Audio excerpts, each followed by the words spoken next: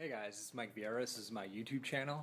Channel's about art. It's about drawing and painting, sculpture, still life, which right here is my still life. So it's going to look something like that.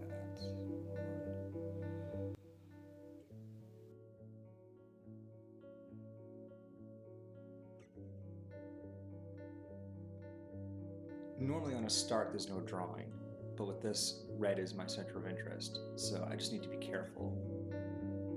Besides red being crazy expensive, it's also hard to cover up, and it tends to kind of bleed through over time. I need to be very careful putting in these tomatoes. I need to make them all the right size and also in the right location so it feels comfortable within the frame of the painting.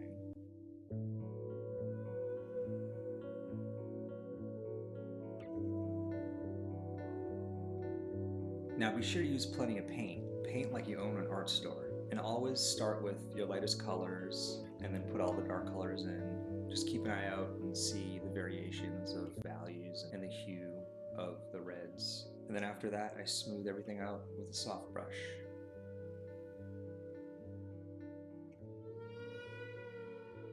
I focus most of my energy on the tomatoes for multiple reasons. First, they're going to start to change on me, but also it's the center of interest, so that should be the furthest along in the painting. Your center of interest should be the most complete while you're working. Right here I took a clean brush and I'm lifting the paint off the canvas, and then I drop in a little bit of pure white and I blur out the edges with a soft brush.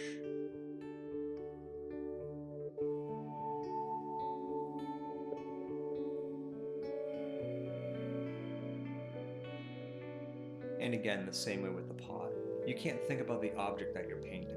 You need to only pay attention to the effects that that object is producing, the colors that is within that object. Don't worry about drawing that object until later on. First and most importantly, you need to get all the colors and values in the right place.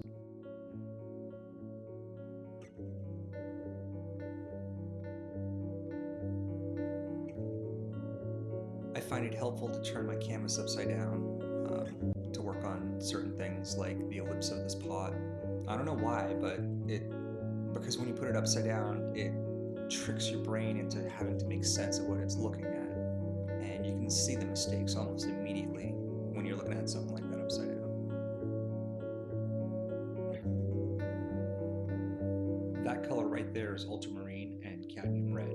It's like a beautiful, rich, deep blue color. And it's exactly what I need.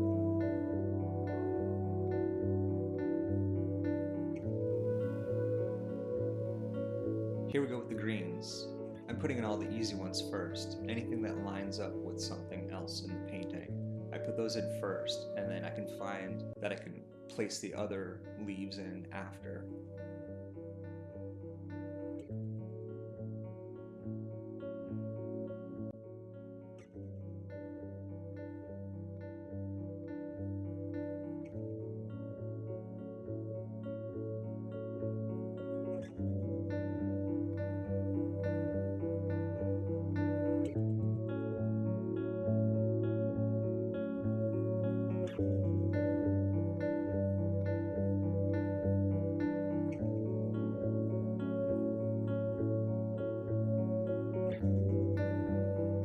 Almost all green objects have a bit of red in it. I've noticed when students start learning to paint, red is the last color that they start to see, especially within the greens. If you're painting something green and it looks radioactive, chances are you don't have enough red in it. Even the bright leaves have a bit of red in it.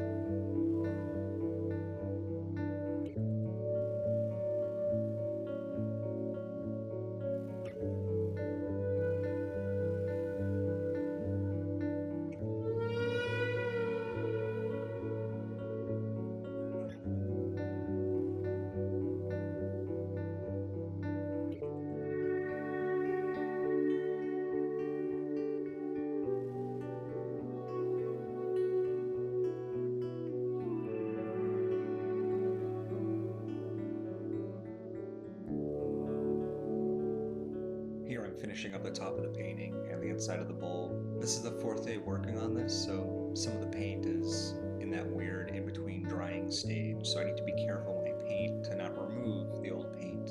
And you'll notice if you pay attention, you'll see I actually removed a little bit and then I covered over it again. This is called a maul stick. Most of the painting is wet, so I can't really touch it with my fingers, so I'll use this maul stick and put it on the edges. If I don't have a stick, I'll use a paintbrush, or I'll hold my hands together, and sometimes I'll take a pinky and anchor it on a dry spot.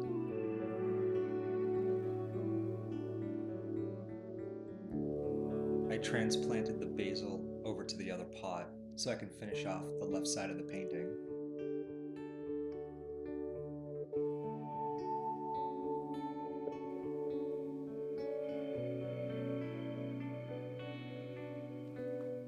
So I'm finished with this painting.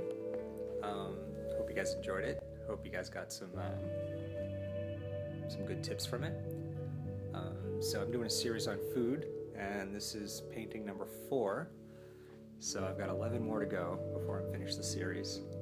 But anyway, if you guys enjoyed this video, please subscribe. And yeah, lots of suggestions I've gotten already from you guys, and just keep them coming. All right, see you, YouTube. Hi guys. So that's my apartment, right? Let's see, my window's right there. And there's my studio. That building right there, I'm on the back side of it.